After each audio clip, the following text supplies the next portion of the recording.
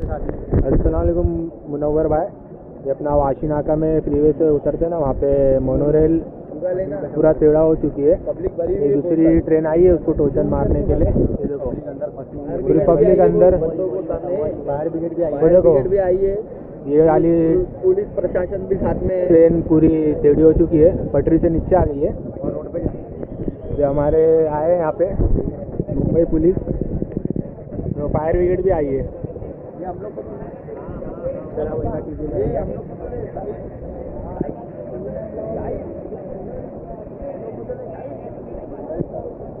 कम से कम आधे घंटे से ये ऐसी पोजीशन में है, लेकिन कुछ इसका सॉल्यूशन नहीं निकल रहा है।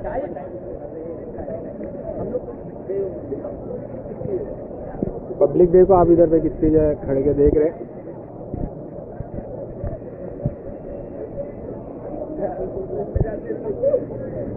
पूरी फुल है ट्रेन।